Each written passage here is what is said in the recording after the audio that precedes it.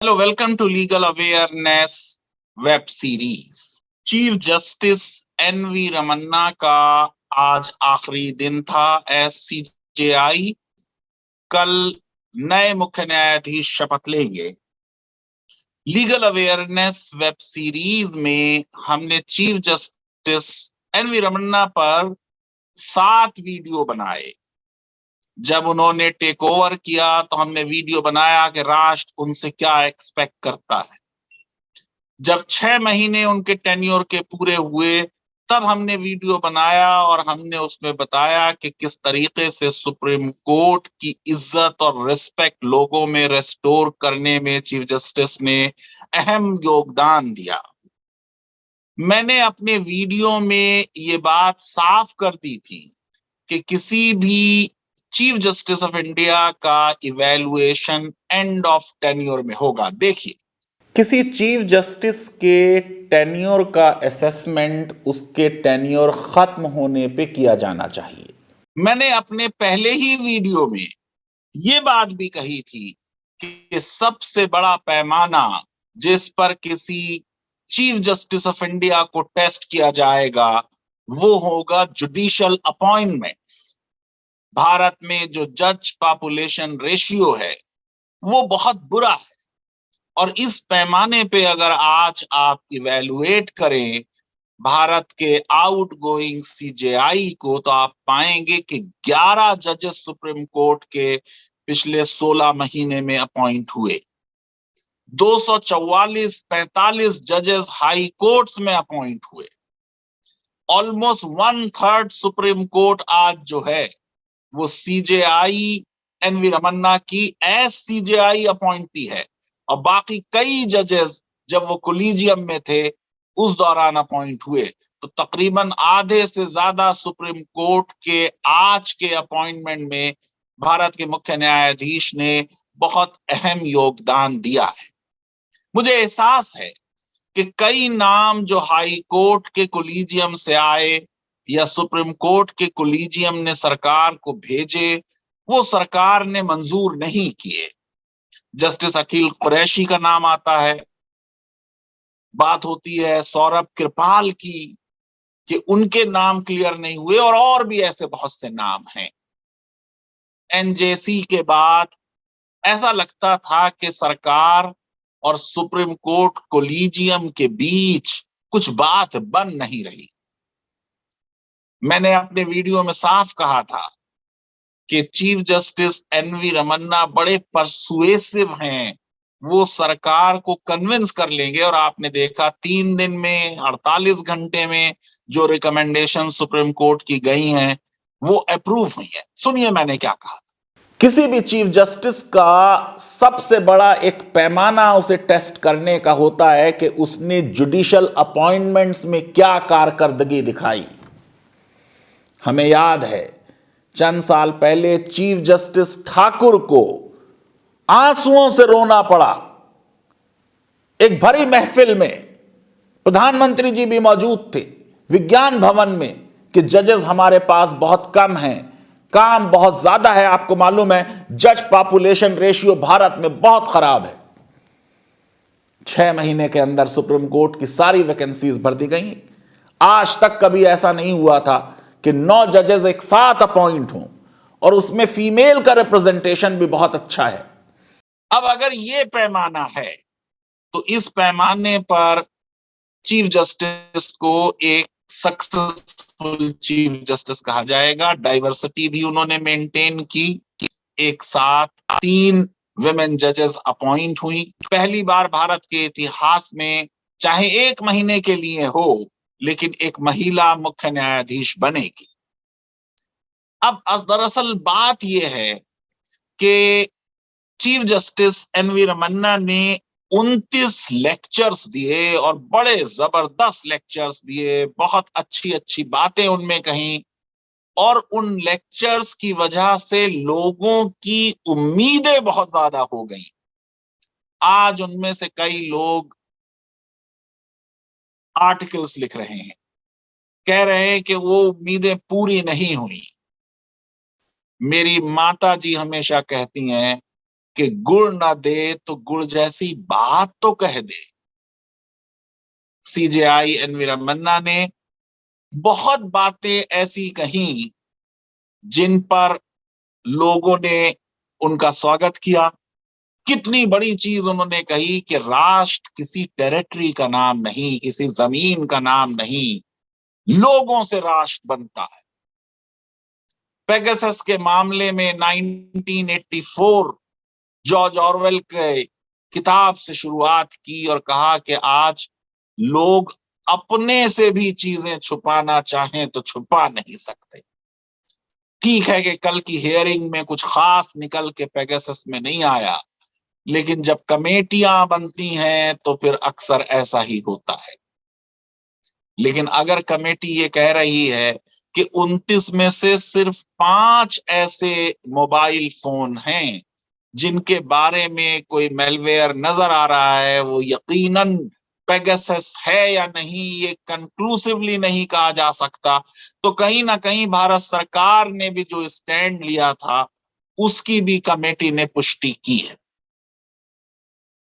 Sedition के मामले में जिस तरीके के स्टेटमेंट्स दिए, सरकार चाहती थी कि उसकी संवैधानिकता पर और कुछ आगे ना कहा जाए।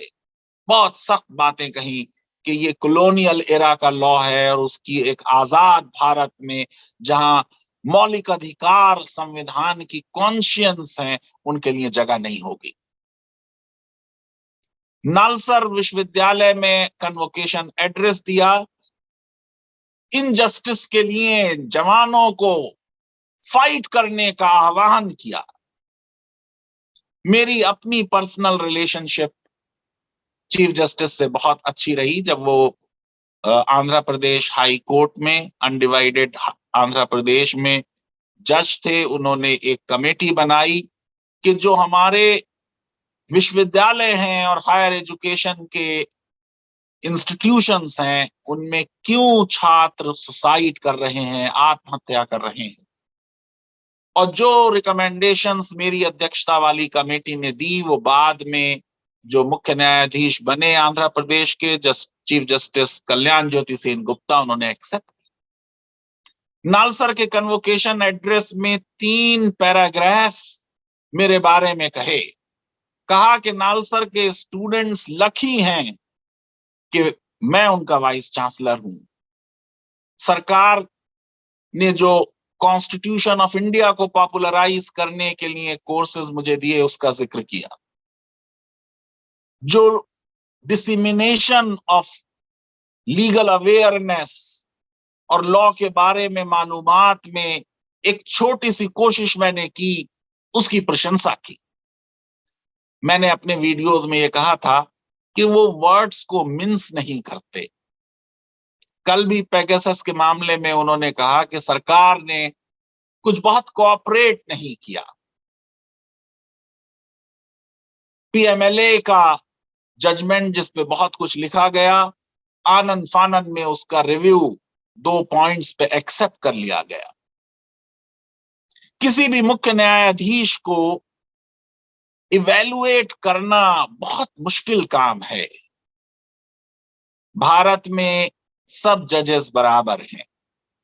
हाई कोर्ट का चीफ जस्टिस और जजेस का बॉस नहीं होता।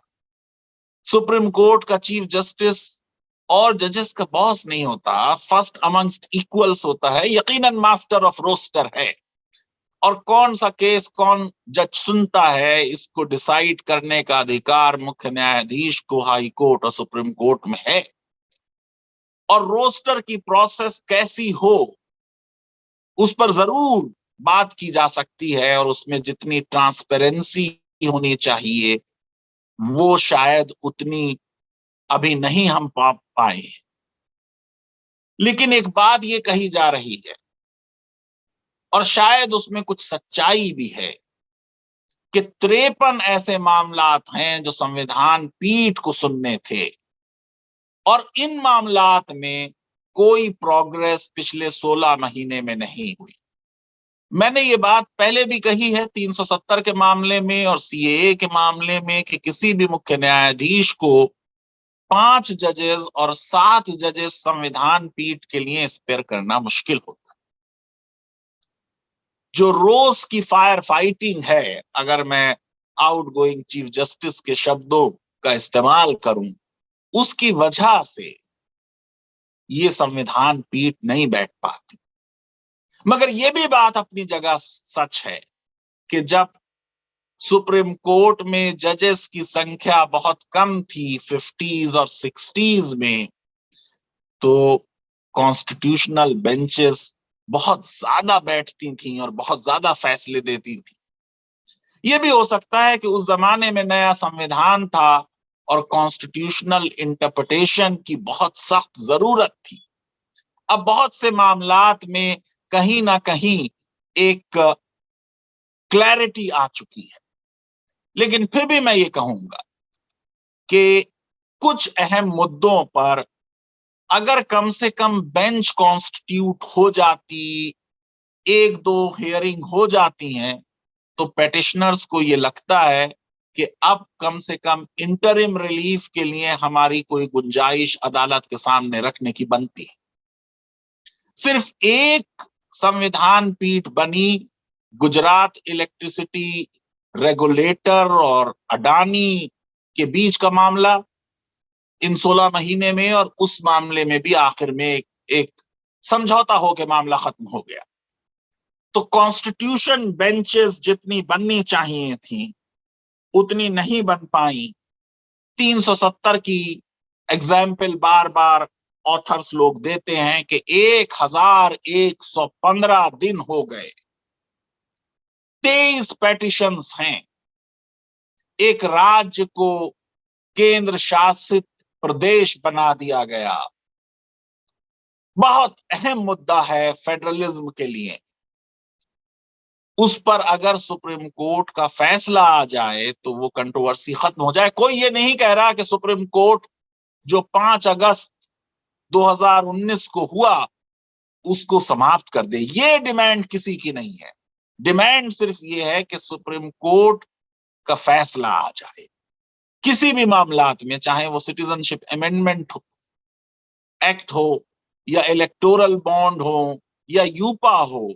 कभी किसी ने ये नहीं लिखा कि सुप्रीम कोर्ट ये फैसला दे दे या वो फैसला दे दे, बट एक डिमांड ये है कि हमारे लीगल सिस्टम में, क्योंकि हर्फ आखिर फाइनल वर्ड सुप्रीम कोर्ट को कहना है संवैधानिकता के मुद्दे पर, तो सुप्रीम कोर्ट का वो फाइनल वर्ड आ जाना चाहिए। ये जो 370 का मामला था, इसकी आखिरी बार जब हियरिंग हुई तो वो 24 अप्रैल 2022 को हुई, जिसमें मुख्य न्यायाधीश ने कहा लेट मी सी। लेकिन अप्रैल से लेके अब तक उसमें बेंच नहीं बन पाई। मुझे अंदाजा है कि मई में कोर्ट बंद हो गई, फिर जुलाई में कोर्ट खुली, तो और चीजों में शायद सुप्रीम कोर्ट बिजी रही, जिसकी वजह से नहीं हो पाया। दूसरा जो अहम मुद्दा जिसके सिलसिले में राइटर्स लिखते रहे हैं वो है इलेक्टोरल बॉन्ड का। इसको 1816 डेज हो गए, कई साल हो गए। मैं समझता हूं कि भारत की सुप्रीम कोर्ट के सामने जो इस वक्त संविधान पीठ के सामने जो मुद्दे हैं उनमें सबसे अहम मुद्दा इलेक्टोरल बॉन्ड का है, क्योंकि हमारे जनतंत्र की इंटीग्रिटी पर प्रश्न उठाया जा रहा है। हो सकता है कोर्ट उसको अपहोल्ड कर दे, हो सकता है उसको में कुछ और क्लैरिटी लाए, कुछ और ट्रांसपेरेंसी लाने का ऑर्डर कर दे, लेकिन ये एक अहम मुद्दा है और बड़े बड़े चुनाव आने वाले हैं। उनसे पहले अगर सुप्रीम कोर्ट इन मामलात को सुन ले तो बहुत बेहतर है। देखिए, एक ऐतिहासिक चीज सुप्रीम कोर्ट में 29 अगस्त से होने जा रही है। भारत के नए मुख्य न्यायाधीश chief justice U Lalit take over कर रहे हैं कल, और उससे पहले ही जब पहला दिन होगा उनका 29 अगस्त को, मंडे को, तो आप देखिए कि एक संविधान पीठ जो है वो सुनवाई शुरू कर देगी। 25 मामलात यानी ऑलमोस्ट 50% मामलात आइडेंटिफाई कर दिए गए। कहा है उन्होंने कि संविधान पीठ लगातार मामलात को सुनेगी। छोटे टेन्योर में भी बहुत बड़े बड़े काम किए जा सकते। तीसरा जो अहम मुद्दा सुप्रीम कोर्ट के सामने है, जिस पर क्रिटिक्स कहते हैं कि कुछ ना कुछ जरूर इसमें सुप्रीम कोर्ट को अब सुनवाई शुरू कर देनी चाहिए। वो इकोनॉमिक क्राइटेरिया है रिजर्वेशन का, और उस मामले को भी 1323 डेज हो गए। 2019 के चुनावों से पहले संविधान में संशोधन किया गया। आपको मालूम है कि संविधान में जो रिजर्वेशन का प्रावधान है, उस प्रावधान में कहीं ना कहीं जो अब तक बात होती रही वो सोशल बैकवर्डनेस की होती रही, वो होती रही उस ऐतिहासिक शोषण की कॉन्टेक्स्ट में जो हमारे देश में समाज के कुछ वर्गों का होता रहा। लेकिन बहुत दिन से ये डिमांड चल रही थी कि समाज में ऐसे भी लोग हैं जो ऊंची जाति के हो सकते हैं, जिनका कोई सोशल डिस्क्रिमिनेशन का एक्सपीरियंस ना हो, लेकिन वो आर्थिक रूप से पिछड़े हों।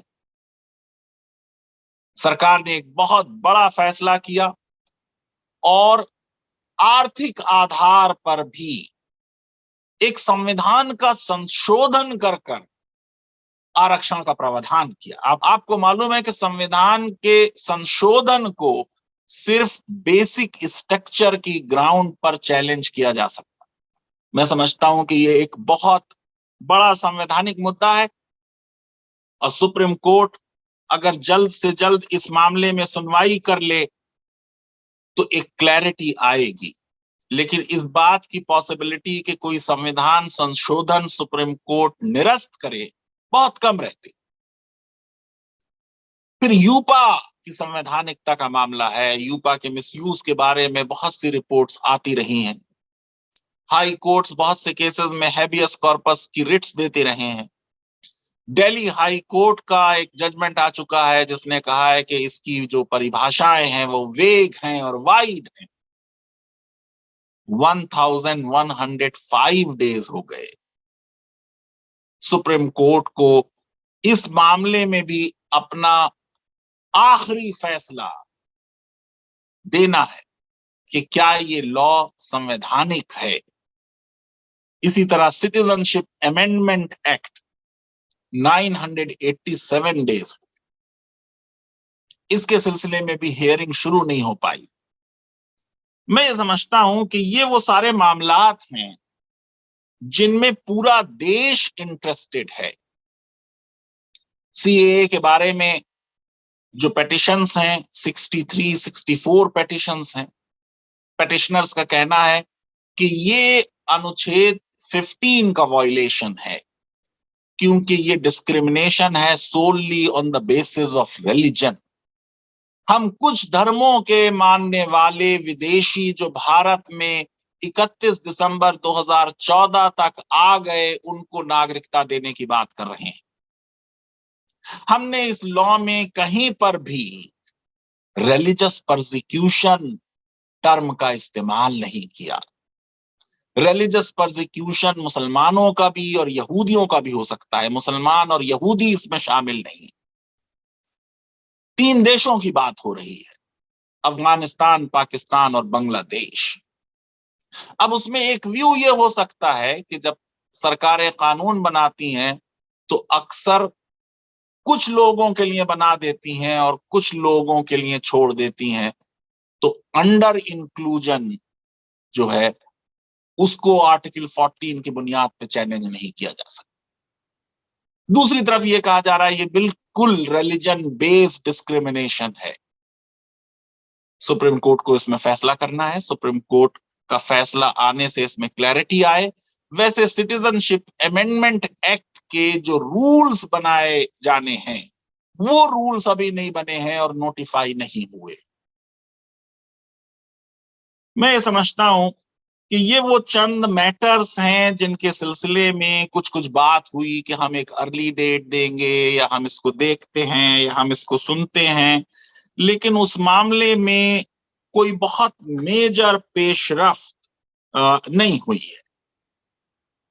सुप्रीम कोर्ट क्योंकि संवैधानिक कोर्ट है, उसका प्राइमरी काम संविधान की परिभाषा देना है, संविधान का इंटरप्रिटेशन देना है, लॉस की कॉन्स्टिट्यूशनैलिटी, गवर्नमेंट के एक्शंस की कॉन्स्टिट्यूशनैलिटी जो है उन पर फैसला करना है। लेकिन फिर भी ये बात कही जा सकती है कि चीफ जस्टिस एनवी रमन्ना को बहुत लोगों ने कहा है कि वो पीपल्स जज हैं। मैंने भी अपने वीडियोस में कहा था वो सिविल लिबर्टीज पर बहुत सख्त हैं। कई टिप्पणियां उन्होंने अपने लेक्चर्स में भी और जुडिशियल प्रोसीडिंग्स में भी मानव अधिकारों के बारे में और मौलिक अधिकारों के बारे में बहुत पॉजिटिव टिप्पणियां की हैं। सरकार को कई बार कटघरे में खड़ा करने की कोशिश की है, बड़े मुश्किल सवालात सरकार से पूछे, और यह भी बात बिल्कुल सही है कि वो एक पॉलिटिकली करेक्ट जज हैं जो गैर जरूरी तौर पर सरकार को इरिटेट नहीं करते। और इसका सबसे बड़ा सबूत है कि उन्होंने 11 सुप्रीम कोर्ट के जजेस और तकरीबन 250 हाई कोर्ट के जजेस के अपॉइंटमेंट्स किए। मैं ये समझता हूं कि जो मेजर डिसअपॉइंटमेंट खुद चीफ जस्टिस ऑफ इंडिया को होगा वो उनका वो ड्रीम प्रोजेक्ट जो जुडिशियल इंफ्रास्ट्रक्चर कॉरपोरेशन का था वो पूरा ना हो पाया। संसद में उस पर जो सरकार ने जवाब दिया उससे ऐसा लगता है कि राज्य सरकारों में कोई कंसेंसस न बन पाई। लीगल एजुकेशन के मामले में मुझे उम्मीद थी कि कुछ इसमें पेशरफ्त होगी, नेशनल लॉ यूनिवर्सिटीज के वाइस चांसलर्स की मीटिंग होगी। लीगल एजुकेशन बुनियाद है जुडिशियल रिफॉर्म्स की। अगर क्वालिटी ऑफ बार इंप्रूव करनी है और क्वालिटी ऑफ बेंच इंप्रूव करनी है, अगर हमें अच्छे जजेस और अच्छे वकील चाहिए तो फिर हमें लीगल एजुकेशन को जरूर महत्व देना चाहिए। देश में अब 23 राष्ट्रीय विधि विश्वविद्यालय हैं, लेकिन इनसे काम नहीं चलेगा, इनमें बहुत कम सीट्स हैं। मैंने बार बार कहा है, जब तक ट्रेडिशनल लॉ कॉलेजेस और यूनिवर्सिटीज में जो लॉ डिपार्टमेंट्स हैं उनमें लीगल एजुकेशन में इंप्रूवमेंट नहीं आता, उनकी फंडिंग इंप्रूव नहीं होती, उनके टीचर्स की ट्रेनिंग नहीं होती, तब तक ये बहुत मुश्किल काम होगा कि कोई मेजर चेंज हमको देखने को मिले। मैं समझता हूं कि ये सारी चीजें अगर इन टोटलिटी में देखी जाएं तो चीफ जस्टिस एनवी रमन्ना का टेन्योर एक बहुत अच्छा टेन्योर रहा। लोगों का विश्वास सुप्रीम कोर्ट में लौटा। बहुत लोग कह रहे थे कि supreme court has become more executive minded than the executive itself. कुछ इसमें सच्चाई भी हो सकती है, लेकिन कई मुद्दों में जिस तरीके से चीफ जस्टिस ऑफ इंडिया ने ऑब्जर्वेशंस दी हैं वो बड़ी इंकरेजिंग ऑब्जर्वेशंस थी। हम सब इंसान हैं और हम में से कोई परफेक्ट नहीं और हमेशा इंप्रूवमेंट का एक स्कोप रहता है। मैं समझता हूं कि जो वो कर सकते थे उन्होंने बहुत अच्छा कर दिया।